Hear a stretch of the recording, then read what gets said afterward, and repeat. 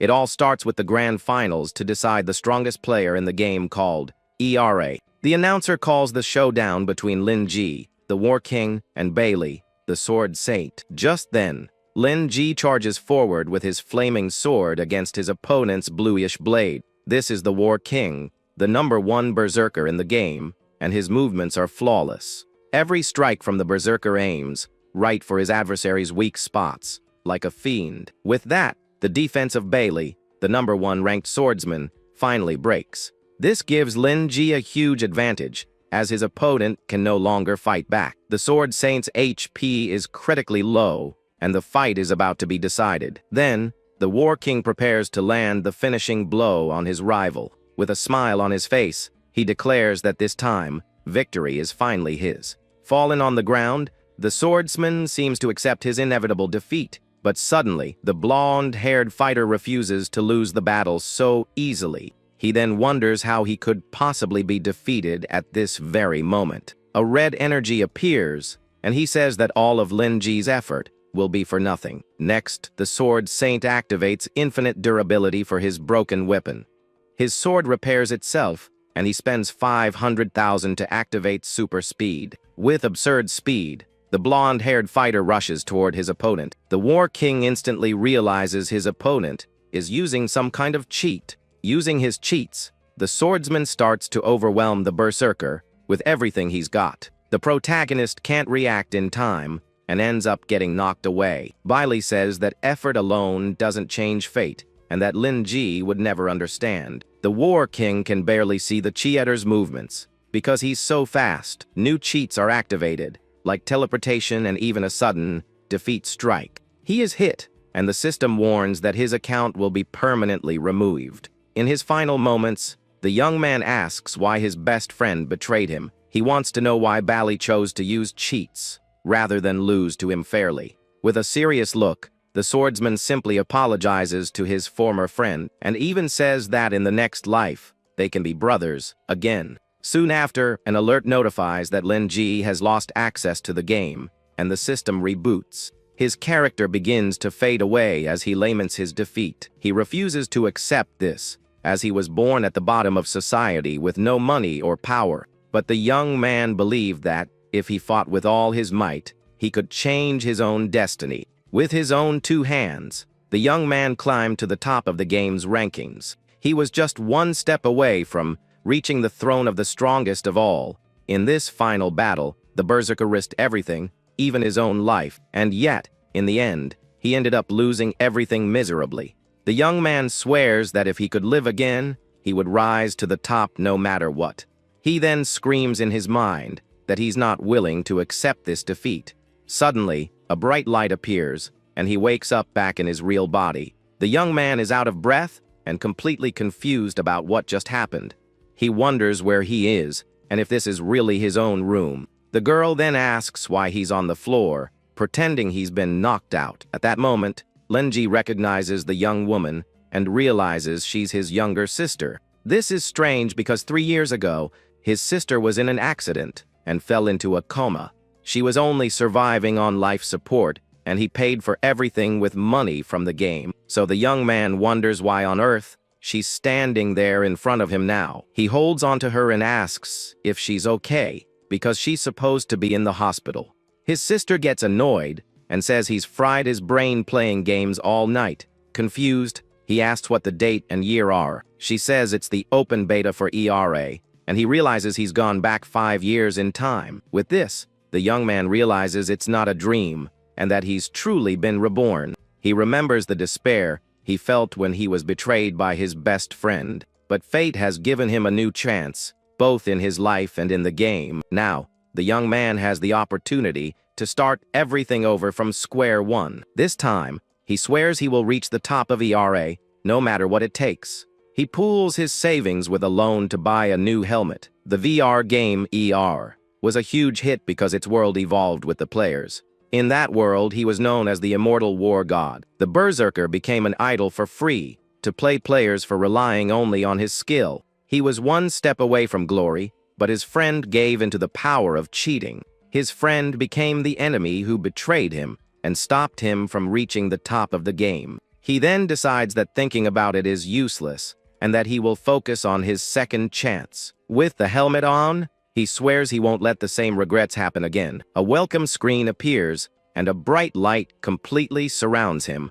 Now, the system asks him to choose a class to join the other players. Back then, there were no guides, so players explored everything on their own. However, for him, who came from the future, the game holds no more secrets to uncover. Because of this, his advantage is knowing the best strategies and exploration spots. He then promises to reach the peak of power and become the strongest in the game. Full of confidence, he declares that the king of pure skill is back. He then appears in the bustling square of the starter village. Some players mock him, saying the warrior class is the worst of all. His stats show he's just a level 1 warrior with no gear. With a smile, he thinks that even after coming back in time, he's still the same. A memory from 2 years ago surfaces, showing an old battle he fought. In this flashback, we see a gigantic army of monsters preparing to attack. He confidently states that even if he had to start over, he would still choose to be a warrior. His old friend Bally used to say that only the weakest players choose that class. The blonde guy explains that this class doesn't use spells and can't afford expensive gear. With that, the swordsman concludes that warriors are just cannon fodder in battles. Bailey then suggests he choose the swordsman class for being elegant and deadly, but the protagonist believes in the path of warriors, who grow stronger against powerful enemies. He says that only by surviving every crisis can one earn the right to become something greater, and with that, he managed to become the immortal war god, the strongest in the game. This title can only be obtained by a player who has never been defeated in battle. With a smile on his face, the berserker proposes a bet to his old friend. The swordsman then gets curious and asks what the bet would be about. The flashback ends, and he says that even after returning, he is still the immortal war god. He thinks about his class's advantages, like high HP and future advancements. That's why the young man stands firm in his choice, as he knows what to do next. The warrior remembers that in the future, he will become a berserker who uses health as power. He knows that players who spend money only care about damage and appearance. Classes like swordsman, hunter, and assassin are much more popular in the beginning. Because of this, almost all groups are formed with only these damage-dealing classes. But he knows that in the early stages, the monsters are too strong for these fragile classes. However, with his knowledge, he can easily compensate for his class's weaknesses. Just then, a new quest appears for him, and the objective is to find a person named Outright. With only 5 minutes left, he finds the NPC who is the guide for newcomers. The young man is surprised to see the old man again, and it brings back many memories. But while he was reminiscing, another player bumps into him and calls him a trash warrior. The guy who pushed him is a level 2 paladin and demands a coin to let him pass. The warrior finds this strange because the server only opened half an hour ago, and the other guy has already leveled up. Then he remembers an experience pack that can be bought with real money. These players use their level advantage to take money from newcomers with threats, but the protagonist knows they are just paper tigers because they don't know how to play. The newcomer's reward is 10 coins, so paying one wouldn't be a big problem. Even so, the war god wonders why the heck he should give the guy any money. The paladin gets angry, says it's because he's stronger, and moves into attack. But the former number 1 player blocks the strike with his bare hand quite easily. The attacker is in shock because he can't move a single muscle against the newcomer. Then a notification appears, revealing the hero's innate talent called grip amplification. The bully recognizes the skill and calls it useless, because it's only good for holding a weapon. With a confident smile, the young man says that it might be useless to the paladin, but not to him. A powerful aura emerges, and he claims that this is the strongest talent of all for him. The attacker falls to the ground, crying for being disarmed so easily by a newcomer. The warrior explains that the talent allows him to parry basic attacks with his hands, and if his strength is greater than the opponent's, he can use a counter attack to disarm them. With this, he realizes the bully didn't put any points into strength and is just an idiot. But what the other guy doesn't know is that this ability evolves into one of the strongest in the game. It becomes Titan's grip, which allows him to wield two-handed swords with just one hand. At that moment, the city guards arrive, and the other players start to disperse. The paladin then accuses the warrior of attacking him in a safe zone to the guards. Surrounded by level 5 guards, the protagonist calmly admits he did it. The bully is happy and asks the guards to punish the young man very severely, but to the attacker's surprise, he says it was just an act of self-defense. The guy gets confused and doesn't understand what he means by self-defense. He panics and yells that he's a VIP player who spent a lot of money on the game. The warrior knows that whoever attacks first in the city is considered the culprit by the NPCs, and with that, the guards deal with the paladin for starting the fight in the square. Then, the system forces the guard to give the young man 1 coin as compensation. With the coin in hand, he thinks it's nice to receive a reward for the incident. Turning to the group, he says with a smile that he accepts their apology. He then faces the bully's friends, who were still surrounding him in the square. The young man asks if they are also going to give him coins or if they'll make way. The other players are intimidated by the newcomer's attitude and back away. With the path clear, the warrior can finally go to his objective. The quest is updated, and he approaches the old man to get his reward. Getting closer, the young man greets him, saying it's been a long time since they've seen each other. The NPC is confused and asks how they know each other if the game is new. The hero says they saw each other 5 years ago, and the guide thinks it's a joke. Even so, he offers the 3 newcomer reward options to the player. The others nearby think it's obvious that the best choice is the coins, but the protagonist surprises everyone and says he chooses option 4. The newcomer guide is shocked and asks where he got that option from. The warrior then recites a secret code to activate the hidden reward. The old man turns pale and asks where he heard those secret words. He continues the poem, talking about the dark moon and the rebirth of the gods. In the end, he asks if the NPC still remembers the code that he himself gave him. A memory from 5 years ago shows that he protected the guide's family. In the past, outright thanked him but said he had no way to repay him. But the NPC gave him a password in case he needed help in the future. The old man promised that even if he moved, he would still remember his savior. Back in the present, the guide realizes who he is, and the secret quest is activated. With that, the 4th reward option for a veteran player appears for him. He remembers that he lost everything to a dirty trick in his past life. The young man thinks that injustice is the norm in the world, but he refuses to accept it. He then receives an initial talent stone that binds to his account. The other players are shocked, because this is an extremely rare gem in the game. The protagonist knows he needs to start in the best way possible to succeed. For his second talent, he chooses the Oath of the Sword to change his destiny. The guide explains that this talent was created by a legendary sword saint. The NPC asks if he's sure, and the warrior confirms his choice without hesitation. Other players mock him for picking a sword talent that is considered trash, but the old man says that the strongest weapon is not the sword, but the one who wields it. The young man thanks the guide named Adelaide for the valuable gift he received. He thinks that in his other life, he only got the talent at level 30,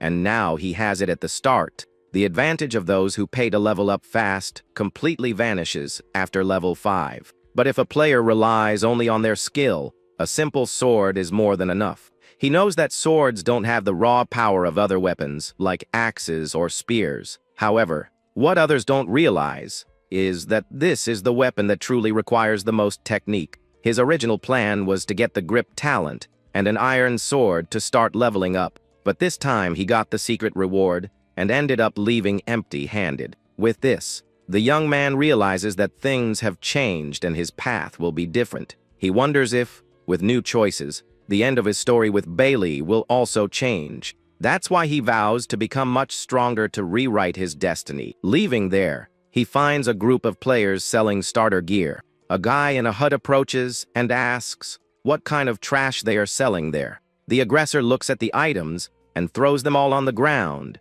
saying it's a bunch of junk. Among the items, the warrior notices a wooden club with both a sword and mace tag. He finds this interesting because the weapon fits into 2 different categories. With a surprised look, The former champion gets a brilliant idea for using that item. The seller begs the bully to leave him alone, because he makes a living from this, but the guy just calls him a coward for being a life skills player.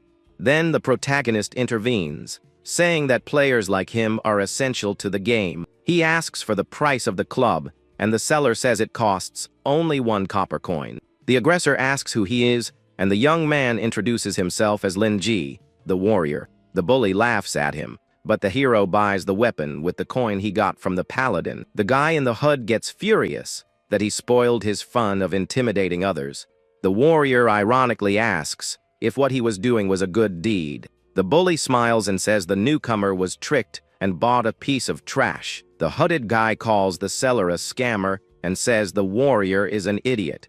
With an air of superiority, the aggressor and his friend leave the square. The protagonist knows that wooden clubs are useless, and nobody wants them even for free. This scam became a classic at the beginning of the game to trick newcomers. But he's not a newcomer, and as a war god, his instinct never fails him. A normal weapon would never have both sword and mace categories at the same time. With a smile, he realizes that the club is actually an unidentified artifact. He then equips the wooden club and opens his status screen to check it. His stats show that he is a level 1 warrior with no special equipment. Suddenly, a world quest is activated to protect the city from a monster attack. He remembers that the city of Mel is on the front lines of the plague cataclysm. In his past life, this city was destroyed by the demon army 1 year later. Some level 2 players are already running to the north gate to gain experience, but the guards stop them, telling them to go to the other gates to take down weak monsters. The warrior ignores the warning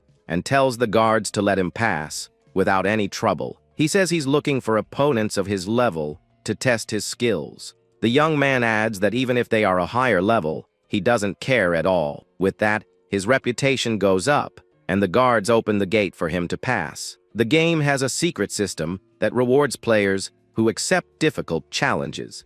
The captain of the guard then stops him and offers him a special side quest. With a confident smile, he thinks that he got the quest he wanted even at level 1. The captain says his men are trapped and asks him to recover their bodies. The protagonist knows he can change the city's future if he accepts this quest. He then says they don't need a funeral because the newcomer Slayer can be defeated. For that, he needs to keep his level low to face the area's boss. Using his knowledge, he knows he can defeat a powerful boss even at level 1. The captain is shocked to hear his name and wonders how the newcomer knows him. The warrior promises to bring the soldiers back and save the city from destruction, but the captain thinks it's impossible and asks him not to risk his life in vain. With a determined look, the young man says that he himself is the miracle the city needs. Leaving the gate, he sees a cemetery and wonders if there's already red stuff everywhere. With a smile on his face, he thinks this sense of danger is simply perfect. The warrior knows that ERA is a difficult game, but that it attracts many players nonetheless. As he gets closer, he sees a group of players looking for a tank for their team. He thinks that for normal players, the best strategy is to join a group. One of the players recognizes him and calls him the big idiot who got scammed earlier. The group then makes fun of him for still holding the small wooden club. Not paying much attention to the guys, the young man just finds them annoying and boring. Another player questions if he really intends to face the monsters alone. The group continues to mess with him and says he'll be begging for a group when he gets taken down. The former champion knows that playing solo gives 5 times more rewards than in a group. Suddenly, the knight tries to punch him, but the warrior blocks the attack easily. The attacker is thrown back and is completely confused about what just happened. The hero notices that the guy's body is fragile and that his talent is fiery retribution. This talent seems strong, but it actually leaves him with a body as fragile as paper. With this, he concludes that the knight is just a coward who hides behind others. The knight then backs away, and the warrior calls him a complete coward in his thoughts. At that moment, a level 2 demon notices the presence of the group of players. The knight draws the monster's attention and leads it straight toward the protagonist. He realizes the guy did it on purpose to try to eliminate him with the monster. He then runs because he knows this will be a good warm-up for what's to come. The knight's group laughs, thinking he's scared and frozen with fear. But with a focused gaze, the warrior can clearly see what he needs to do. He perfectly sees the trajectory of the demon's axe swing. A perfect dodge notification appears as he dodges the attack by a hair's breadth. The young man thinks that a warrior only becomes stronger when facing peril up close. A red aura surrounds him, and he knows he needs to take risks to be a war god. His hand glows, and he wonders if he will be able to become the strongest in this life. With a swift move, he lands a critical hit on the monster's head with the club. The demon becomes furious, and its attack power increases by 50%. The knight panics and says that advancing now would be a fatal mistake. But the warrior feels he needs to get even closer to the monster to win. He dodges once more and, with a smile, thinks the distance is perfect. Taking advantage of the opening, he lands another critical hit on the demon's chest. The monster screams in pain, and the knight is shocked that he interrupted its attack. In the blink of an eye, he moves forward and prepares for the final blow against the creature. The attack is fast and precise, and the warrior demonstrates all his skill. With a single, well-aimed strike, he finishes off the level 2 demon without difficulty. The solo takedown notification appears, and he gains experience in copper coins. The other players are shocked that he defeated the monster with a club. The knight thinks it was luck, and that he couldn't repeat the feat. The guy in the hood notices his skill and thinks he's a better tester for the game. With a smile, he approaches and invites him to join his group of experts. The warrior looks at the defeated monster and refuses the invitation without a second thought. The guy insists, saying they need 5 people to face the boss. He then sends an invitation for the young man to join his group immediately. The group leader offers to split the rewards 50-50 with him, but the former champion explains that 5 people is just the recommended number, not mandatory. The guy is surprised and asks if he's really thinking about soloing the boss. He tries to convince him, saying his team has the best chance to win. Another player says that in the second phase, the boss summons elite monsters. The protagonist understands they just need a tank, and he is a warrior. The leader tries to play it cool, but the young man knows they really need him. The hooded guy swears that's not why, and that his skill is highly valued. The warrior realizes it's a trap to use him as bait for the boss. The group leader asks if he will accept the proposal or not. To everyone's surprise, the young man accepts the invitation and joins the group. A notification confirms his entry into the group and explains how the difficulty works. With 5 players, the boss enters full power mode, and the rewards increase. He knows that upon completing the quest, the boss will be removed from the game forever. He thinks that if he wants to be the strongest,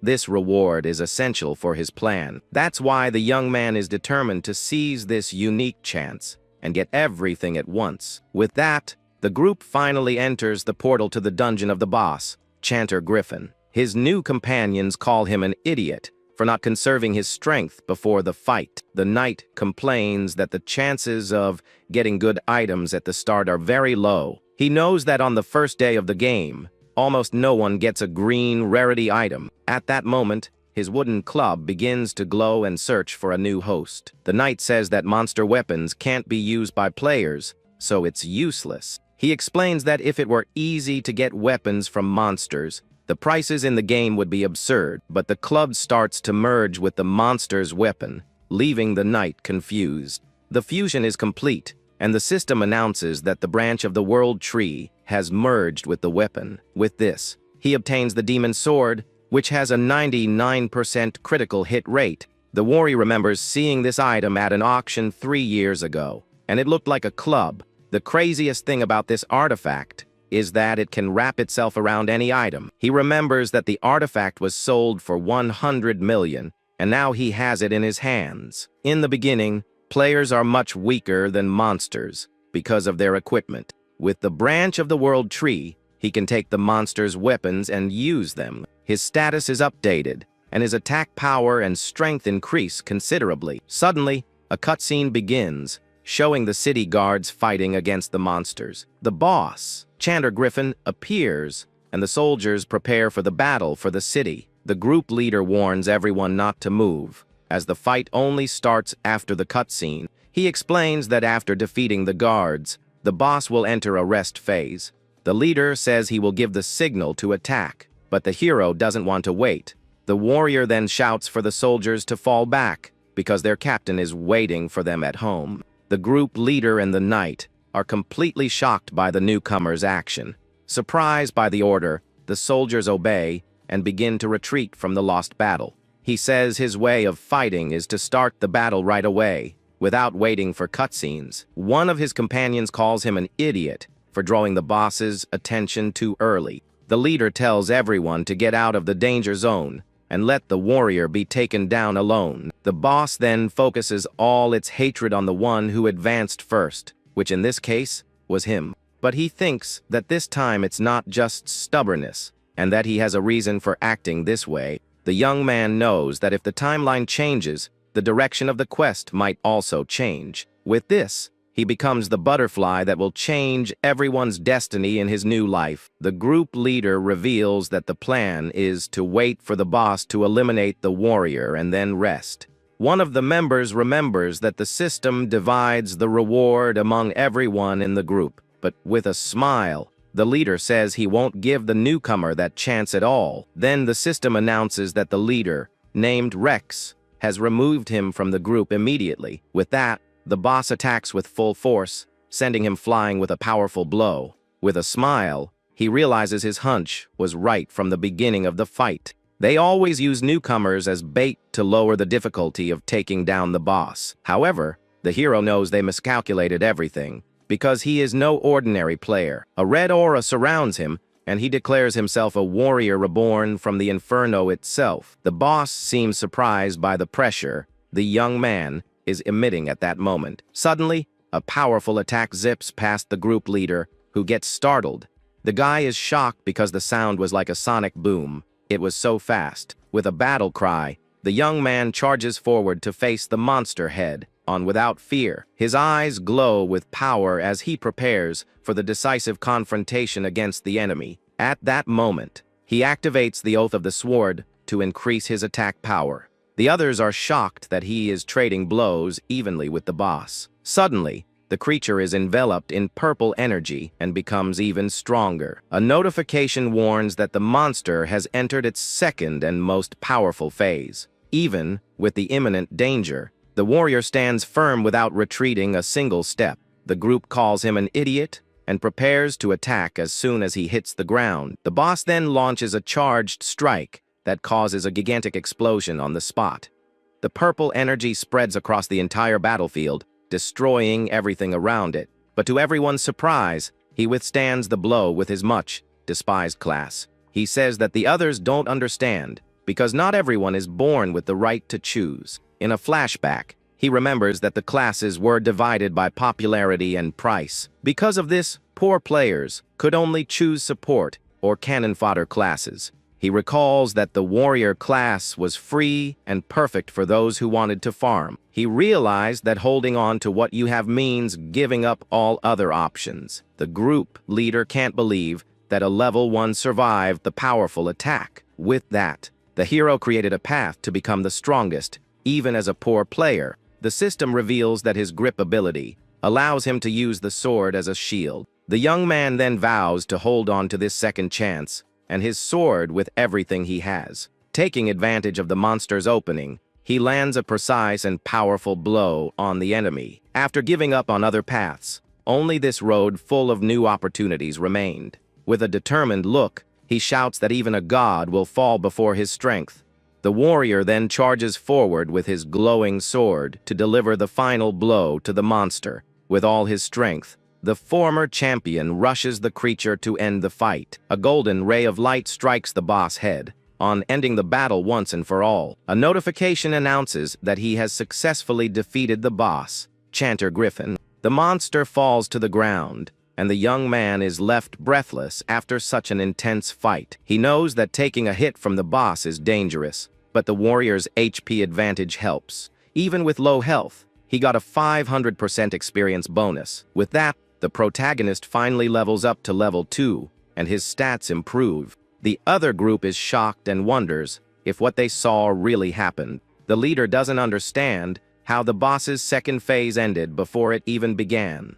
With this, he completes the quest and gains 200 reputation points in the city of Mel. With the boss's demise, the demon army is removed, and the city returns to peace. The monster's body begins to glow and explodes in a shower of items and coins. The other group says it was luck, and that the hero only won by using some kind of bug. The leader then tells his friends to grab the items, because he thinks he's entitled to them. But one of the guys can't pick up an item, and the system warns that he doesn't have permission. The group member gets furious and shouts, asking why he can't take the item. The leader realizes that since the boss was defeated solo, the items belong only to the victor. With that, the group isn't entitled to anything, because they kicked him out before the battle. Among the items, a golden bell appears, and it's an extremely rare legacy artifact. The warrior is surprised because the boss's exclusive item is quite small. Without wasting time, the protagonist reaches out to grab his well-deserved reward. With that, all the items and coins from the boss fly directly toward him. One of the members of the other group tries to grab a coin, but can't at all. With a smile, he picks up the bag of coins, and the others complain about him taking everything. The group leader then tells his companions to calm down because everything is fine. He explains that according to the game's rules, if a player is taken down, they lose all their items. But one of the guys is worried because the warrior defeated the boss alone and is very strong. Then the group's hunter uses a skill and sees that he only has 3% of his health left. At that, he realizes that any grazing hit could easily eliminate him. The leader then orders everyone to activate PvP mode to attack him without any mercy. With an air of superiority, the group surrounds the young man to steal all his items. He calculates that the 100 coins and the alchemy materials are worth a real fortune. Each coin is worth 12,000 yuan, so the whole bag is worth more than 1,200,000. The leader approaches and ironically congratulates him for proving his skill. But the warrior says that he was the one who broke the agreement and kicked him out on his own. The guy justifies himself by saying they only stayed out because they believed in his strength. He even asks for credit for him managing to solo the boss on 5-person difficulty. Suddenly, a system alert warns that the young man has suffered a grievous wound. His maximum HP is reduced by 90% and his stats are cut in half. The leader reveals that they are the Rogs of Rex, and their motto is to take down monsters and people. Their creed is to cooperate with and betray anyone to get what they want. At that, the group leader turns to the protagonist and threatens him with a serious look. The hunter fires an arrow, and the leader says it's time for him to hand over everything he has. The warrior recognizes the eagle eye skill that was just used against him. This hunter technique increases accuracy and almost never misses in an open field. With a smile, the young man asks what exactly the group leader wants from him now. The guy says he will hand over everything, including the wooden club and his clothes. Then, he will have to walk with nothing through the hill of sinners to be humiliated. The leader laughs, imagining the scene of a warrior with nothing, a complete loser. The group mocks him, saying he's just an idiot at the bottom of society. The former champion just smiles, as he already expected something like this from them. With his sword in hand, he obviously refuses the group's ridiculous proposal. The leader says he's just a stepping stone on the path to becoming truly stronger. With that, he will step on the young man without a second thought and move on without looking back. The warrior then challenges him, saying to bring it on, as he's looking forward to it. Seeing the refusal, the group leader prepares to give the attack order immediately. With a smile, he tells the hunter to eliminate him, and the eagle eye skill is activated. But before the arrow can hit him, the hero activates the power of the golden bell from the boss. A barrier of light appears and blocks the hunter's attack with total perfection. The impact of the arrow with the bell causes an explosion of golden energy on the spot. The group leader complains that he used the legacy artifact he got from the boss. One of the members then asks what the golden bell does, and if it makes the user invincible. The ability doesn't grant invincibility, but it can buy him 1 second of time. The other guy thinks that's useless because 1 second makes no difference in a fight. But the warrior knows that 1 second is the exact time needed to level up a skill. He then uses his skill point to learn the last gasp technique. With this, his health is restored and even surpasses the maximum limit for a warrior. The hunter is shocked to see that his health was fully restored in seconds. With a smile, the former champion asks if they want to see his infernal power up close. The group's mage says not to be afraid, because his sword is still far away, but with absurd speed, the young man charges toward the group of players. The leader is completely shocked by the level 2 warrior's speed. He then lands a powerful punch right in the face of the enemy group's hunter. The blow is so strong that the hunter is sent flying, and the group is startled. The others are stunned by the speed and strength of the warrior who attacked them. The hunter is eliminated with just one punch, and the group is left speechless for a moment. The system announces that his grip ability also improves his unarmed combat. The leader panics and tells the mage to freeze him with an ice blast. With that, the warrior is caught off guard and ends up frozen in place. A knight approaches and says that this ice will be the protagonist's coffin, but he passes the strength check and manages to break the ice prison easily. He then charges forward with a powerful punch directly at the knight who underestimated him. With that, the knight is sent flying and eliminated from the battle once and for all. The mage is shocked because his ice magic couldn't hold him for long. The young man explains that with enough strength, he can simply break any prison, but the mage doesn't understand how he still has so much strength if his stats were supposed to be halved. He then turns and tells the already eliminated hunter to check the warrior's stats. At that moment, the protagonist appears beside him and says he doesn't need to worry about that anymore. With a smile, he reminds him that the hunter was already sent back to the city with one punch. The mage panics and realizes that something is very wrong here. Desperate, the guy starts yelling and accuses him of using some kind of cheat. Upon hearing the word cheater, a painful memory suddenly flashes in his mind. He remembers his old friend Bailey, who used cheats to defeat him in the past. Back then, the swordsman said it didn't matter, because he had already lost the fight. The warrior then vows that he will never stoop to that level, no matter what. He grabs the mage and says that trash like him only cry when they can't win anymore. The mage begs for his life and says he'll leave Rex's group right that instant. But the former champion just says it's too late, and his hand begins to glow with power. With a quick and precise strike, he eliminates the last mage of the group without any mercy. Now only the group leader is left to be defeated, and the battle is almost over. The leader says the warrior cut off his own advantage by eliminating his companions. He then reveals that he knows exactly how the warrior class's advantage works in the game. Warriors explode with power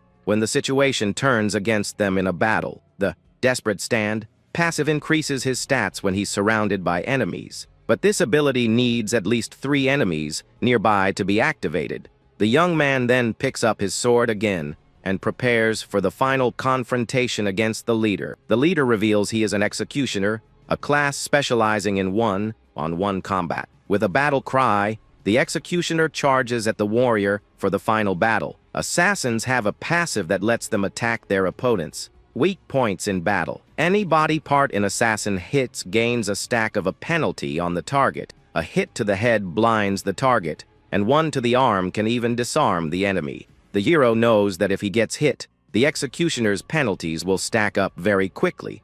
The leader praises his movements and says he's fast even with a heavy sword. But the executioner boasts about his specialty in close quarters combat and moves into attack. He says the warrior will be begging for him to end it all quickly. With a determined look, the young man prepares to use a new strategy against the enemy. He then uses his sword to launch a powerful long-range attack and create distance. The executioner is shocked by his destructive power, even with his stats halved. Even so, the leader believes he will win if the fight becomes a war of attrition. But the warrior calls him an idiot and says he won't drag this fight out for long. With his sword glowing, he charges at the executioner with everything he has. The group leader is completely shocked and panics at the surprise attack. Suddenly, the executioner is defeated, and his body begins to disintegrate in mid-air. He then reappears at the city's crystal, and the system announces that Lin Ji defeated him.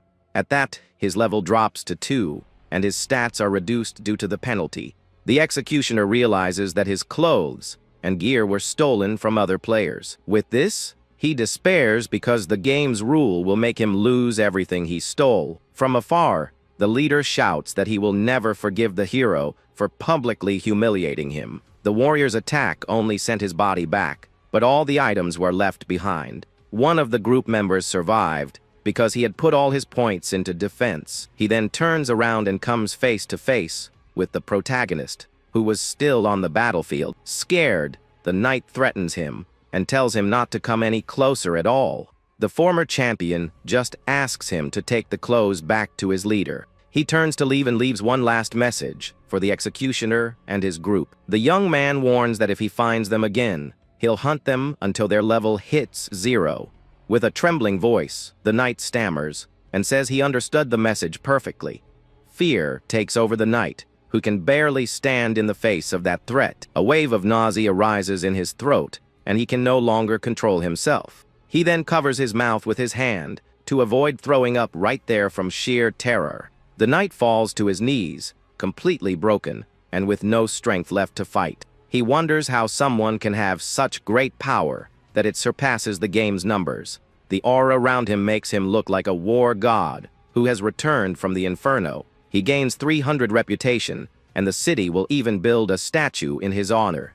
Upon returning to the city, the guards welcome him with a warm and respectful greeting. The warrior is completely confused, not understanding what is happening there. At that moment, the guards kneel, and he receives the legacy title, Blade of the Dawn. The other players are shocked to see NPCs bowing to a player. Some think it's a VIP benefit, but no one would spend money on a warrior. The young man then remembers hearing about this title in his past life. In a flashback from 3 years ago, the world was covered by an eternal night. Monsters dominated the land, and civilization was on the brink of complete extinction. But a legendary human warrior emerged to bring hope to the dark world. He led the armies of all races in a final battle against the darkness. That nameless warrior raised his sword and became everyone's light of hope. Blade of the Dawn was one of the 8 legacy titles that existed in the game. The developers said these titles were very rare secret achievements, and now he has obtained one of the 8 titles right in the game's starting city. The guards welcome the Blade of the Dawn, and he finds it a surprise. One of the guards says his act of bravery moved all the city's residents. With that, the city's mayor invites him to a banquet, and a new quest appears. The captain of the guard offers to personally escort him to the mayor, but he refuses the offer and says he prefers to keep a low profile for now. From afar, the executioner watches everything and says he's just pretending to be nice. The group leader vows to catch him in an alley to get revenge for everything. One of the guys suggests they don't mess with the hero anymore because of his reputation, but the executioner gets angry and says that if they eliminate him, other players will respect them. One of the group members then asks if the leader already has a plan to defeat him. With a smile, he boasts about having more influence than anyone in that city. Suddenly, a guard stops him and warns that it's forbidden to draw weapons during the festival. The executioner tells the guard to relax, as they are just talking about business. But the guard warns that he's keeping an eye on him because he has a history as a malicious player. He thinks that every city has a dark side, and that the hero will regret this. The warrior then approaches the city hall to meet the mayor. He opens the office door and prepares to speak with the leader of Mel Town. From his desk, the mayor greets him with a cheerful voice and a smile on his face. The city leader stands up and thanks the young man for finally arriving. He holds the warrior's hand and says that the years-long nightmare is finally over. The hero remembers that his bravery saved the city and spared countless innocent lives. In his past life, the mayor was a serious NPC with no joy on his face. But now he looks healthier, and his personality is completely different. To honor his bravery, the mayor proposes building a golden statue in the square. With this, all visitors to Mel Town will know the legend of the city's hero. The mayor adds that everyone will feel the glow of the Blade of the Dawn. But the young man says that this is an empty honor and doesn't help other players. With a smile, he makes a counter proposal to the city leader right then and there. The mayor is surprised and says he can easily arrange for gold and titles for him.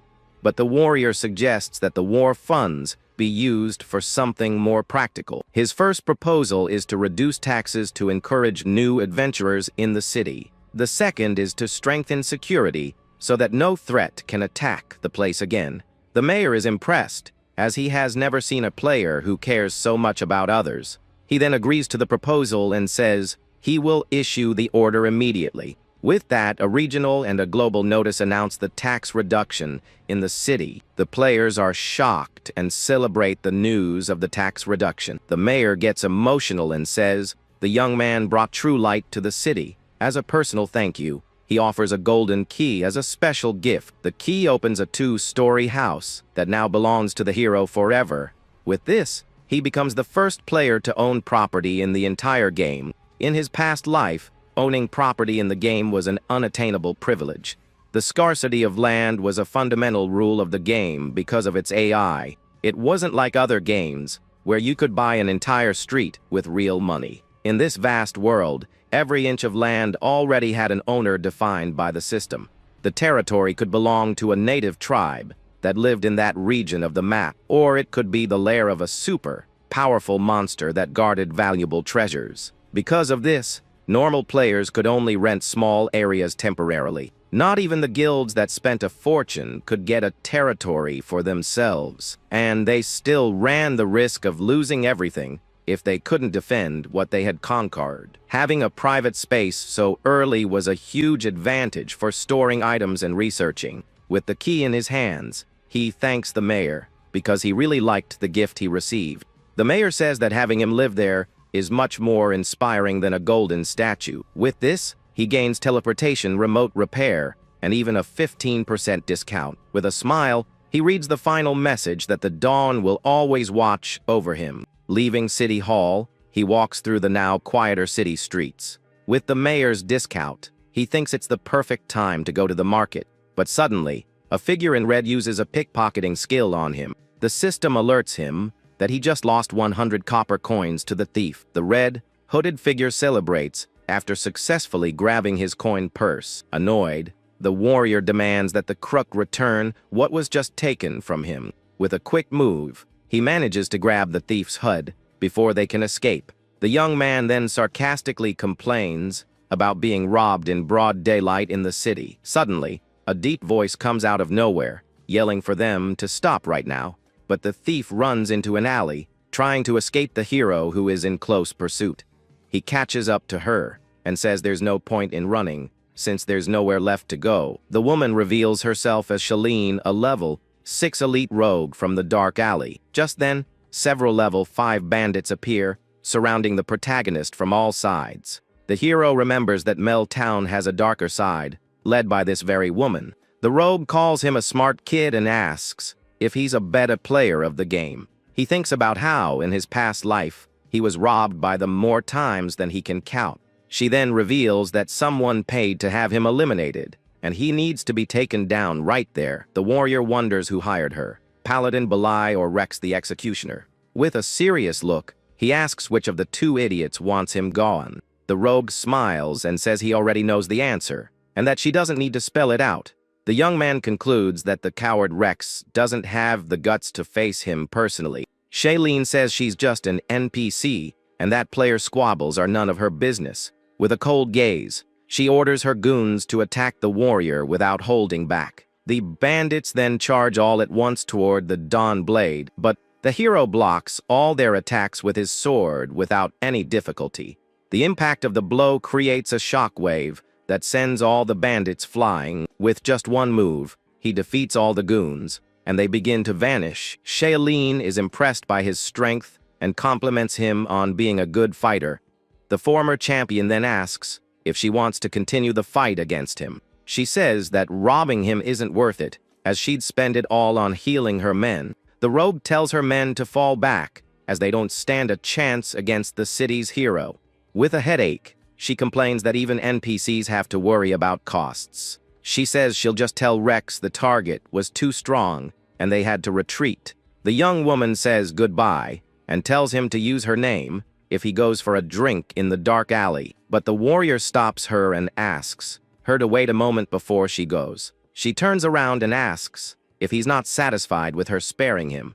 With his hand outstretched, the young man demands his coin purse back immediately. The rogue laughs and says he's haggling with her, even after she spared him. With an irritated look, she says the money is the fee for having spared his life. The hero's eyes glow as he states that he earned that money through his own hard work. With a golden aura, he says that if she wants it, she'll have to earn it with her own effort. The rogue accepts the challenge and says the reward and the money will all be hers. With that, the woman charges with her shadow blade against the fearless warrior. Their swords clash in a flash of golden light that illuminates the entire alley. The hero manages to block her attack, but the force of the blow surprises him. With a smile, she warns him to be careful with his weapon's durability. He finds it strange because in his other life, Shailene was just a black market NPC. The woman taunts him, offering him money to buy a new weapon at the blacksmith's. The young man wonders why she's acting so dramatically now. Even if he has to fight with his bare hands, he's not giving up his money. With a clenched fist, the former champion declares he won't let her get away so easily. The alley leader finds it old-fashioned that he's trying to provoke her like that, but she says she's in a good mood and will join him for a hand-to-hand fight. She then orders her goons to give him a proper dark alley welcome. The remaining goons start shouting and cheering for their boss to win. The cheering continues as they shout that their leader's victory is certain. From the rooftops, the bandits' cheers echo throughout the dark alley. Taking advantage of the distraction, the rogue throws a dagger to test her opponent. She calls him slow and rushes toward him with incredible speed, but the Dawnblade's eyes are able to follow her movements. With a powerful kick, she lands a direct hit and asks him what he thought. The young man is surprised by her strength and thinks that this woman is different. With a focused gaze, he realizes she's not an ordinary NPC like he thought. Using his strength, he manages to throw her into the air and break free from the attack. The woman lands gracefully, and he concludes that she is indeed very strong. With that, the hero advances on her to continue the intense battle. Their fists collide, and he asks with a smile what she thinks of his punch. She barely dodges and compliments the young man's quick reflexes in the fight. She then attempts a counterattack, but the warrior is one step ahead. With a swift move, he manages to grab her fist and stop the blow. The rogue is completely shocked that he stopped her attack so easily. A purple energy begins to drain from her hand, and the warrior smiles. He then throws her to the ground and says their little game ends here. With an aura of golden lightning, he prepares to finish off the alley leader, but she finds it interesting and says that without a blade, she can't beat him quickly. The young man asks if it's worth continuing, as she'll lose more than she'll gain. The woman then seems to consider the proposal, carefully assessing the situation. Suddenly, she starts laughing and says he's a very funny guy. She says she's lost her good mood and has already forgotten what happened between them. The rogue tosses the purse back, as it's a waste of time she could be using to make money. The rogue says they're leaving and bids farewell to the handsome boy. With the purse in his hand, he thinks that woman is really very strange. Just then, the young man notices that the coin purse feels heavier than before. He then opens the bag and finds a strange, glowing object inside. The item looks like an eye, and a message says it's a gift from the alley leader. She says it's a welcome gift, which he finds quite creepy. Suddenly, the artifact in his hand begins to glow with a very bright light. The light completely envelops him, and the strange object starts to merge with him. With a hand to his face, he falls to his knees, feeling a sharp pain in his eye. The system reveals that he has obtained the Eye of True Sight, a legacy artifact. The warrior wasn't expecting a bonus item, and had never heard of it before. With a smile, he thinks that this version of the city is more interesting than the old one. With that, the young man finally arrives at the bustling city market. He then wonders if he can find anything good to buy there. A vendor announces that he's selling blackstone ore for 1 copper coin. The former champion approaches the stall, curious about the ore for sale. He knows this is the most common mineral in the game and is worth almost nothing. Basically, the ore is junk that nobody wants, not even for free in the game, but suddenly, his Eye of True Sight activates automatically. With his new ability, he can see a different stone among the others. That specific stone glows with a purple aura and seems to be special. His eye identifies it as a starlight stone, a very rare item. With a smile, he realizes the eye is overpowered and that he's found a treasure. He then decides to grab the item first, tossing a coin to the vendor. The vendor is happy and says that, of course, he's selling the stone to him. The man compliments him, but thinks the young man is a sucker for buying junk. As the hero walks away, the vendor celebrates his lucky day with the sale, but the warrior knows that he was the one who actually got the better end of this deal. The perfect starlight stone is hidden by a shell of common rock. He knows that selling it to an NPC would yield more than 100 copper coins, but if he grinds it into dust, it becomes a very valuable alchemy reagent. In ERA, players have a lot of freedom to choose their professions in the game. These jobs are easy, and most players choose at least one. However, the young man knows there is one life profession that is an exception. Alchemy is difficult, expensive, and one mistake can get you eliminated right away. The system warns that you have eliminated yourself, and this is the alchemist's curse. The former champion then opens a screen to check the prices of alchemy products. A medium healing potion costs 10 copper coins and is limited to 1 per day. He calculates that the material cost is higher than the item's selling price, and with a 60% failure rate, the real cost is double the price. That's why most players don't get rich from potions, because they lose money. But he lived for 5 years in ERA and knows some secret potion recipes. The main ingredient is the Starlight Stone powder he just acquired.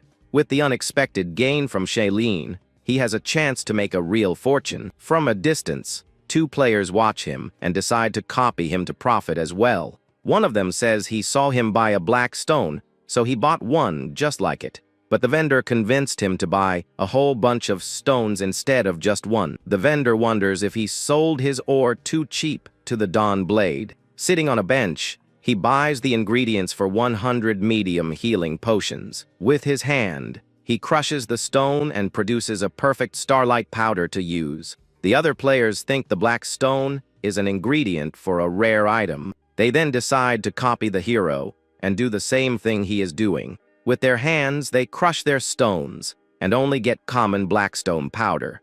The young man mixes leaf essence in a crystal vial to start the potion. Next, he adds the starlight stone powder to catalyze the effect. With the potion in hand, he walks toward the plaza fountain, but he's not done yet. The others think he's going to perform a ritual, as the fountain is perfect for it. But he thinks that what he actually needs is a little water from the fountain. He then adds the fountain water to the mixture, and the potion starts to bubble. The potion turns bright green, indicating that the process was a huge success.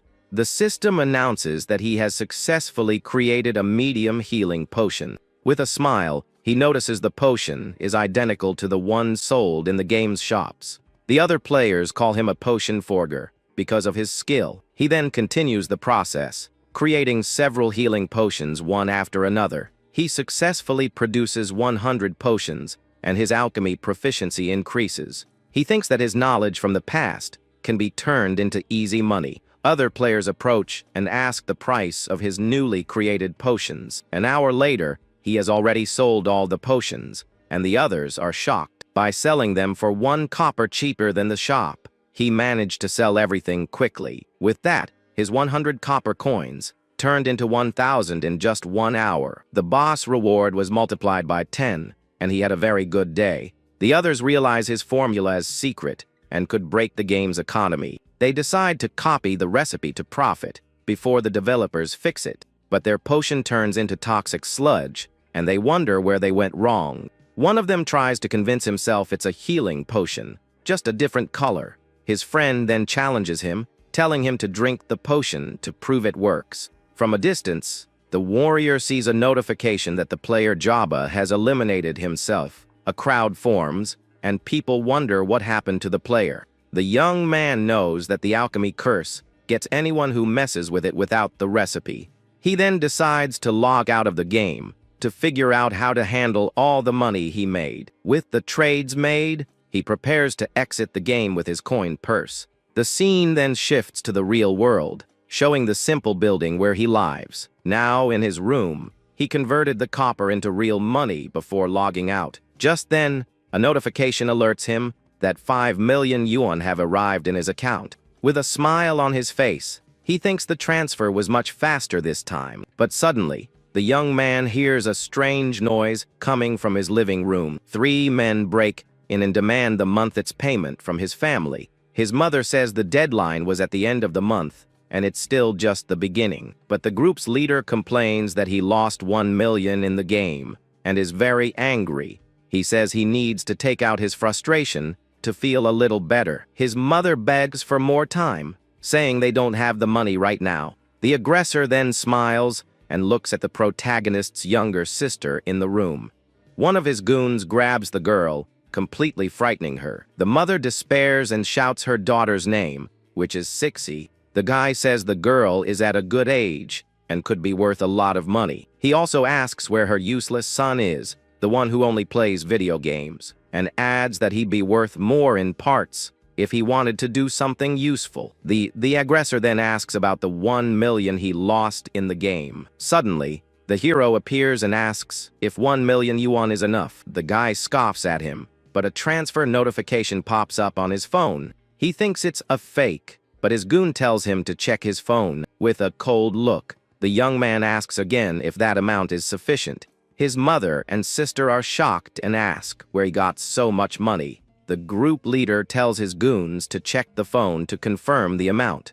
One of them confirms it's a real 1 million, and the aggressor is in shock. The guy gets angry and grabs the young man by his shirt, calling him a gaming addict. He yells, asking how a player could have 1 million to just throw away. The protagonist says he's a loser and only makes money by playing video games. The aggressor is furious because he lost money in the same game the young man profited from. He says the million doesn't pay off the debt, but rather compensates for his personal loss. With a cold look, he realizes the guy is now trying to extort him. With a swift move, his hand flies toward the aggressor to stop him. The group leader is shocked by the young man's speed in grabbing his knife. The protagonist then says he's good at more things than just games.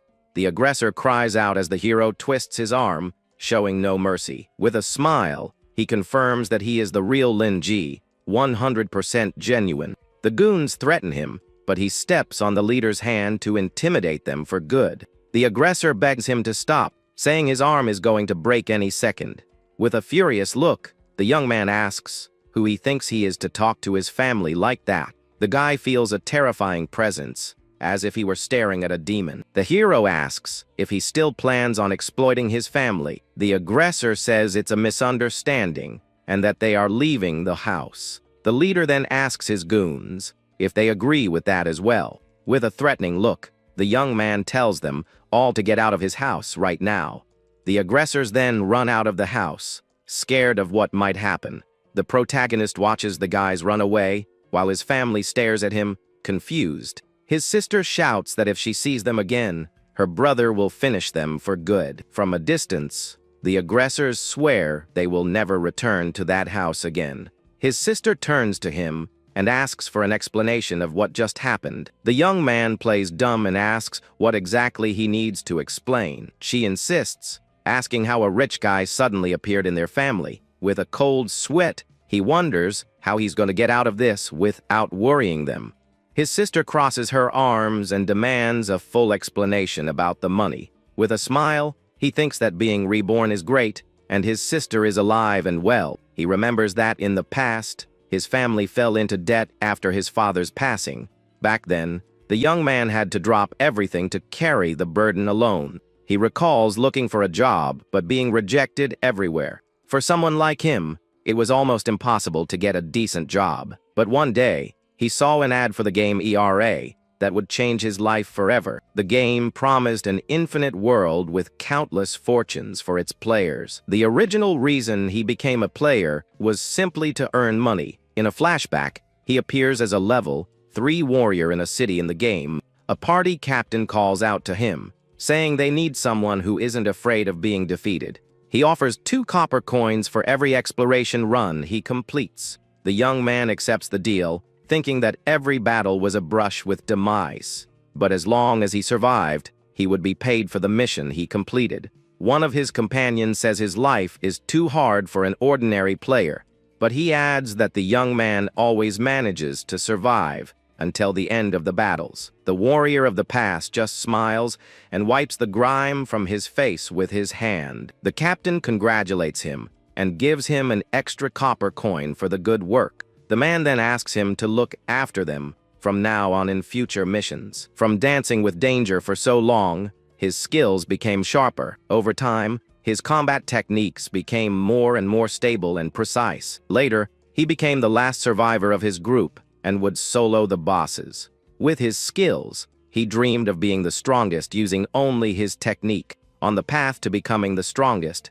he encountered new challenges and friends. He wanted to be the strongest to earn money and protect those he loved. Later, he met a brother in arms with whom he shared his dreams. They promised to become the best in their classes and one day fight for real. With a friendly punch, they seal the deal to one day decide who is the strongest. With his fame and skill, he managed to get out of the crisis and help his family. But one day, a battle agent called him for a very important meeting. The man blackmailed him, saying he needed to lose the next match. The young man slams the table and asks why he can't win that match. He says he has what it takes to be the strongest and that this is his dream. If he wins the final fight, he gets 100 million and can cure his sister. With a desperate look, he yells, asking why on earth he should lose. The agent explains that the game is controlled by money and that he has to lose. Furthermore, his opponent would be his friend Bailey, and he should do him a favor, but the warrior refuses to betray his promise because his friend knows everything. He believed that if he continued on that path, it was the right choice to make, but the agent warns him that if he refuses to lose, they will make him lose. The young man remembers that Bali came from a powerful family and always had opportunities. But for him, who came from nothing, a single fall meant eternal ruin. Suddenly his phone rings and he answers, worried about his mother on the other end. His mother informs him that his sister's machines have failed and there's nothing more to be done. The agent also says that a man in black at the hospital told him to give up. Heartbroken, he cries as he remembers the loss of his sister in the past. Back in the present, his sister notices his tears and asks if he's crying. He plays it off, saying he's just too happy to cry, and pinches her cheek. His sister finds him strange and asks if he really won $1 million by playing a game. He explains that he opened a mystery box and sold an item for an absurd price. She gets excited and asks for the helmet to try her luck in the game too, but he forbids her, saying that minors can't play video games. The hero knows that everyone has their reasons for playing, some for glory, others for dreams. His reason is simple. He just wants to become the strongest of them all in the game. He thinks that people from the bottom trade their lives for money like monsters. And behind every miraculous survival, there's always a reason to live. But to be the strongest, he needs to buy a few things first. In the official ERA store, he sees a piece of equipment for 1 million yuan for sale. In his other life, he could barely afford gear that was 2 levels lower, but his old friend Bailey used this top-tier equipment from the very beginning. The store owner recognizes him and asks if the entry-level model isn't good enough. The young man says he wants to upgrade to the top of the line Supreme Thunder model. The salesman is shocked and says that's for professional players. Suddenly, another customer says it would take him 10 years to pay for that. But the hero ignores him and says he'll pay in full for the equipment right there in the store. The salesman recognizes the young Master Rex and compliments him on his choice of items. With a surprised look, the protagonist realizes he knows that annoying voice. Rex complains that he was tricked by the protagonist and some Lin Ji Woo guy. He says if it weren't for his junk equipment, he would have crushed the hero in the game. With wide eyes, Rex is completely shocked to see who is there. The executioner asks why on earth Lin Ji is everywhere he goes.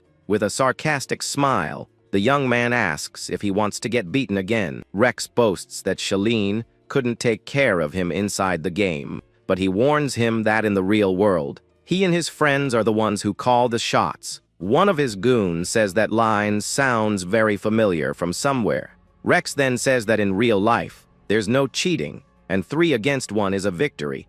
The store owner begs them not to fight there, as it's hard to run a business. He even asks the hero to kneel and beg for forgiveness to avoid trouble. The protagonist says games are games, and that he planned to leave him alone. But Rex gets angry and says he's going to reclaim all the dignity he lost in the game. One of the goons complains that they lost a lot of time leveling up in the game. Enough talk. The executioner lunges with a knife to attack the former champion, but the hero's eyes glow with a blue light, and time seems to stand still. The movement of Rex and his friends becomes completely slow for the young man. 5 years of combat in ERA have sharpened his mind and his battle reflexes. With his quick reactions, the world seems to move in slow motion for him, and the same thing that happens in the game also happens to him in real life. Rex is shocked and asks how he can use cheats in real life too. With a precise punch, the protagonist hits the executioner square in the face. The blow is so strong that the guy is thrown back and collapses on the floor. Rex falls with his face all bruised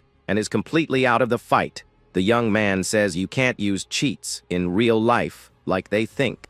He says he's in a hurry and tells the other 2 to come at him together, but the goons run away, saying they'll wait for the boss at the usual spot. With the aggressors out of the way, he can finally buy his equipment. The salesman is shocked that he made so much money just by playing the game. With his new equipment in hand, he says thanks and leaves the store, satisfied. Leaving the store, he finds a familiar figure standing outside. A guy with green hair watches him with a curious and slightly scared look. The young man asks why he didn't attack along with his friends in the store. The guy is speechless and can't answer the protagonist's question. Stuttering, he tries to say something, but the words won't come out of his mouth. Suddenly, he yells that he wants to get stronger, surprising the hero. With a curious look, the former champion just watches him in silence for a moment. The guy introduces himself as Hawk, a retribution paladin, and asks to be his disciple. With a determined look, he begs the Dawn Blade to accept him. The protagonist says he has no plans to accept disciples at the moment. But Hawk grabs him and asks him to listen to his story before refusing. He says the young man is a true powerhouse and that he realized something important. The paladin confesses that he chose his talent because he was afraid of fighting for real. He admits that he has always been a failure and hid behind empty effects. In a flashback, he remembers hiding while his friends fought. He wants to become truly stronger and be as powerful as the city's hero. But the young man says he doesn't plan on having disciples and thinks about what happened. With a smile, he says maybe one day, but for now, he doesn't want anyone. Hawk gets excited, realizing that he wasn't completely rejected with that answer. The young man says that the moment he faces his weakness, he already becomes stronger. He says that ERA is updating and that he'll keep an eye on him in the game. Hawk shouts that he will prove over time that he deserves to be his disciple. With the box in his hands, he realizes that fate is changing course in his new life. Back in the real world, our hero puts on his new gaming helmet. With a confident smile, the helmet's eyes glow, and he's ready to get back into the action. As soon as he enters the game, he appears in a green field in front of a huge house. He realizes that after the update, the login point was set to his own house. Using the key he got from the mayor, the young man opens the door and says he's back. A system message welcomes the Dawnblade Lord and unlocks the renovation feature. With this, he can now renovate the house, and the 500 meters of land around it is his personal territory. The former champion is surprised, as he didn't know the game had a housing feature. However, when he looks inside, he sees the place is completely empty and uninhabitable. Right after, a shopping menu pops up, offering expensive furniture to decorate the place. He grumbles that the mayor gave him an empty shell, just so he would spend his hard-earned money. Even annoyed by the unexpected expense, he seems to consider if it's worth furnishing the house. In the end, he decides to buy everything, and the room becomes luxurious with a beautiful view. Satisfied with the result, he relaxes on the sofa but hears a knock on the door. The sound surprises him, as he wasn't expecting any visitors. Curiously, the young man approaches the entrance and wonders who it could be. He opens the door and finds a purple-haired woman who greets him in a provocative way. Recognizing her, he immediately feels this is a bad omen. He tries to close the door, but she holds it open and complains about his lack of hospitality. The hero thinks that getting involved with Shaleen, who controls the underworld, is never a good idea. She's known for taking in named players who are hunted in public areas. NPCs like her provide shelter and services for these infamous and troublesome players. Of course, all this protection comes at a price, and the people who seek it are not good folks. The woman says she has a job for him, but the young man refuses the offer on the spot. Then she forces the door open and says that only he can do this job in the city of Mel. Already inside the house, she settles on the sofa and reveals that a beast is terrorizing the region. The former champion is a bit surprised by the type of request she's making. Shaleen explains that the creature is strong and has already defeated some of her men. He questions her, wanting to know what her men were doing outside the city. She ignores the question, says the rule is not to ask, and offers 100 copper coins for the mission. The young man grabs an apple and makes a counteroffer of 10 silver coins. Shaleen is furious and says that amount is 100 times more than what she offered, but he sits back relaxed and reaffirms that since she sought him out, he sets the price. Angrily, the woman says that with that kind of money, she could hire every player in the city. The hero smiles and says that if she doesn't tell him the real reason, he will. With a defiant look, the purple-haired woman tells him to say what he knows. It's then revealed that her treasure vault was taken over by monsters after the update. Then the protagonist taunts her, saying she wants her money back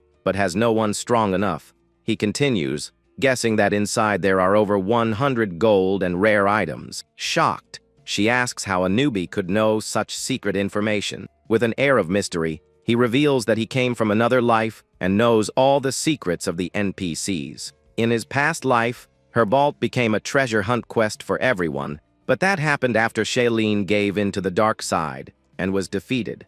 Back in the present, he threatens her, saying he'll tell Mayor Green everything. He even asks if she thinks Dark Alley Shaleen will survive the next update. She tries to keep her composure, saying the old man wouldn't meddle in her affairs, but right after, she plays the victim and says there's no way she can pay that amount. The young man then says he can do the job for free, since she's so stingy. With her eyes sparkling, the woman gets excited and asks if it's true that he doesn't want money. He then reveals his true condition, for her to abandon her post as the boss of the Dark Alley. The former champion thinks that this Shaleen already seems different from the one he knew. In the original story, the city of Mel fell to a villain named Chanter Griffin. After the mayor's passing, she submitted to the new and brutal ruler. With that, she became an accomplice to evil and embraced the darkness of human nature. In the end, she became a raid boss and was eventually defeated by the players. He remembers that in this life, he saw a side of her that no one knew, a fighter's side. She even commented that without a blade, she couldn't have taken him down so quickly. The woman invited him to work with her and offered him a welcome gift. He realizes that she felt joy in fighting, and maybe destiny has already changed a little. Shaleen yells that she won't accept, and the hero activates his eye of true sight to see the truth. Furious, the woman accuses him of using the gift she gave him to spy on her. The young man understands that what's in there is too important to her, and that she would never give it up. With her sword in hand, the woman admits that the Dawnblade Lord is quite a person, sitting with an aura of power. He reminds her that this is his territory, and he'll only help her get her things back. The woman explains that the treasure is her savings to start an honest business, and she finally accepts the deal. On their way, the hero can't believe he actually accepted Shaleen's quest with no payment. With an annoyed look, he wonders if he didn't hit his head on a door back there. Before they leave, a system window confirms the quest, and the woman marks the location on his map. Then the young man holds out his hand and asks her to hand over what they agreed on. The woman gets annoyed and asks if he wants money after saying it would be for free. The former champion then clarifies that he wants her weapon, leaving her confused by the request. The young man reminds her that his sword was broken in half, and she promised to compensate him with a new one. The purple-haired woman says she's not good with swords and only uses blades. With that, she summons a huge blade called the Night Wandering Phantom. With a smile, he says that since it's long and has an edge, it counts as a sword to him. In the forest, he tests the new weapon and notices that Shalene's blade is quite heavy. The weapon has an effect that destroys enemy equipment, and he uses it to clear a path. With ease, the hero destroys all the thorny vines blocking the way. The young man reflects that without Shalene's mark, it would have taken him all day to find the entrance. Suddenly, he spots something and deduces it must be the mysterious monster from the quest. But to his surprise, the monster is just a small, level 1 boar. The former champion is completely confused, not understanding how that could be a threat. He prepares to fight but thinks that in era, creatures like this are just ingredients. However, a huge shadow appears in the sky, and something giant falls towards him. The young man manages to dodge just in time, and the ground explodes from the impact of the surprise attack. With wide eyes, the young man can't believe what just happened. He can barely process what he's seeing, and wonders why that thing is here, and the reason for his amazement is a level 8 black zodiac dragon right in front of him. The dragon mocks him, calling him a foolish human for thinking himself worthy of challenging it. Suddenly, a screen with Shalene pops up, and the hero yells, asking if she sent him to his doom. Shalene, who is relaxing in a bathtub, explains that a boss of this level needs a party of 5, but she says that if even he can't handle the dragon, other players would just get in the way. The hero then thinks that the monsters near the newbie town don't go past level 4. The woman tries to cheer him up, saying he defeated Griffin alone, so the dragon is also possible.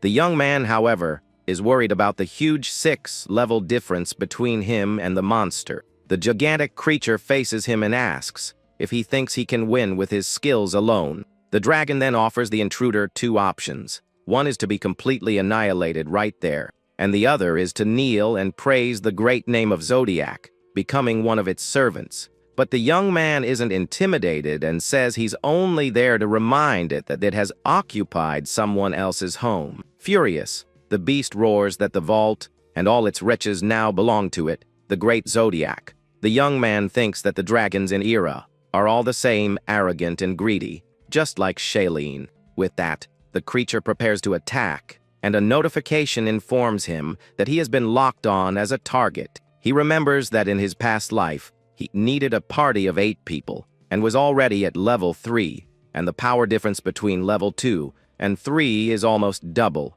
so the fight will be tough. Even with all his experience, the young man knows his current body is too weak for the battle. In the midst of the fire attack, he yells Shalene's name in anger for being tricked again. Using the giant blade as a shield, he defends himself from the monster's flames with all his might. The former champion then analyzes the dragon's attack patterns, which are 4 in total. He knows that any of these hits would defeat him instantly because of his low level, but the hero notices that each attack has a small tell before it happens, and he plans to use that. For the bite, for example, the beast's body quickly retracts before lunging forward. As for the claw attack, the young warrior knows there's a small opening of half a second, and it's exactly this moment, after the paw attack, that he was waiting for to act. Taking advantage of the opening in the monster's defense, the young man moves in to deliver his counter attack. However, his strike deals no damage, and the creature doesn't even feel the blade's impact. With a look of contempt, the dragon calls him a wretched ant for his useless attempt. Next, the beast prepares a bite, and the young man realizes it's too late to dodge. At the last second, he remembers an item he got, Griffin's golden bell. He quickly uses the item, which creates a barrier, protecting him from being devoured by the creature. With the impact of the defense, the giant monster spits him far away with great force. The creature spits on the ground in disgust and wonders what that thing it tried to eat was. The hero gets up, relieved to have survived, but knows he needs a new plan to win. The dragon mocks him, saying his defense is useless now and calls him trash. The young warrior recognizes the monster's flame breath attack, which is almost impossible to dodge. He explains that many players try to keep their distance, but that only makes the attack more dangerous. The true safe distance is actually to stay as close as possible to the creature. With that, the young man charges forward with his blade in a swift and surprising move. The monster is shocked by the human speed, which doesn't match his low level. However, even with the point-blank attack, the strike deals no damage to the dragon's scales. The former champion is frustrated that not even a famous blade can scratch the creature.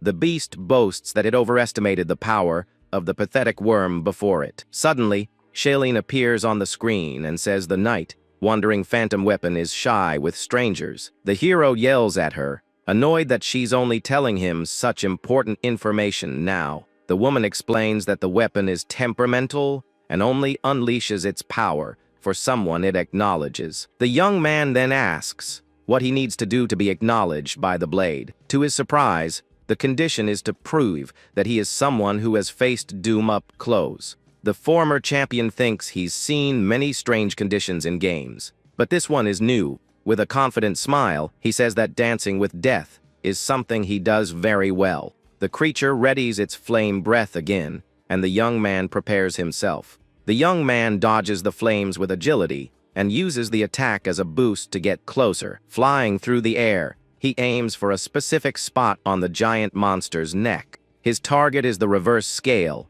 the weak spot of all dragons in the game. With a battle cry, the young man delivers a precise cut on the exact spot. The creature roars in pain, but the blow isn't enough to defeat it completely. Furious, the beast says that a knave human can't harm it like that. The young man lands on the ground, ready to continue the battle now that he's found an opening. However, he realizes he forgot a very important detail about the creature. With a look of surprise, he realizes the dragon can fly, and the fight just got harder. Luckily for him, the blade begins to glow with a red aura, and he feels a surge of power. Shailene warns that the next attack is a dragon breath dive, and that he won't be able to take it. With a determined look, the young man says that if the blade only acknowledges those who do not fear their end, then it should treat him like a god, for he is the god of war, who has returned from the underworld. With these words, the weapon finally acknowledges him and unleashes its hidden ability. The armor-breaking power now allows his attacks to destroy defenses and scales. With the weapon ablaze, the young man leaps towards the dragon, which attacks him with its tail. Shailene is shocked to see that he managed to unleash the weapon's power so quickly. The dragon also feels threatened and roars in anger for feeling intimidated by a human. Wounded, the creature questions by what right a despicable human dared to challenge it. The beast promises he will perish in agony and regret his insolence forever. But the young hero knows the blade's ability is perfect for this crucial moment. If he fights up close and bets everything on a single strike, he knows he can win the battle. The monster, on the other hand, believes the player has made a foolish decision and prepares to attack. By jumping, the young man lost his chance to dodge and is now vulnerable in the air. He knows that one small mistake in this jump will lead him straight to the underworld with no return. The dragon's reflection in the former champion's eyes shows that life and death are on the line, but he completely trusts the sword in his hands without hesitating for a second. With all his strength and will gathered in that moment, he prepares for the final blow. The dragon yells for the worm to perish as it launches its deadly fireball, but the young man charges through the flames, trusting that this is the only thing that can save his life. In this all-or-nothing gamble, he is sure there is only one possible outcome. With all his determination, he cuts through the fire and approaches the monster for the final attack. With a decisive strike, he brings his blade down on the dragon's neck in a swift and precise move. The creature falls from the sky, defeated by the brave hero's devastating attack. A system message confirms the victory, and the young man watches the creature fall. By defeating a higher-level monster, he gets a 500% experience bonus. With the massive reward, the player levels up 3 times in a row, from level 2 to 5. On top of that, he also unlocks the Dragon Slayer title with new effects. The new title increases his critical hit chance and intimidates low-level dragon monsters. With a satisfied smile, The young man thinks that even without meaning to, he has already leveled up quite a bit. Shailene appears on the screen, shocked, and asks how he managed to defeat a dragon in a single blow. The former champion explains that he used the Eye of True Sight to locate the dragon's weak spot. With the blade's damage bonus and the critical hit, he managed to deal massive damage. The combination of all these effects was enough to overcome the creature's maximum health. The result was a one-hit victory, leaving the beast completely defeated. Shailene, still in disbelief, asks how he could guarantee that all the low probability effects would trigger.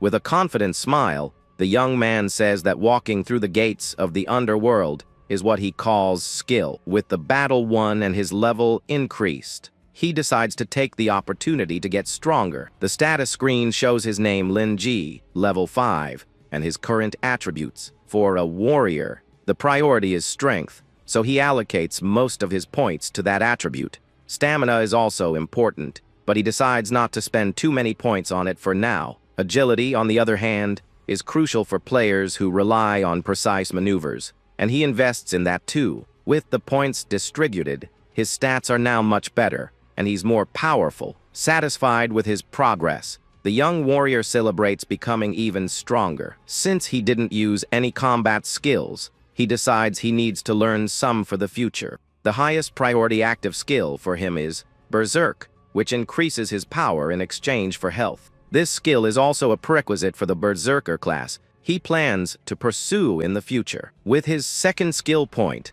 he upgrades grip strength to level 2. For his third skill, the young man decides to choose the throwing skill, surprising everyone. Shailene criticizes him for choosing a useless, agility-based skill for a warrior. The hero agrees that the skill's description seems uninteresting at first glance. Usually, warriors don't have enough agility to use throwing skills early in the game, and throwing away your precious weapon in a fight can put you at a huge disadvantage. However, he explains that the skill isn't useless, and that its use shouldn't be taken literally.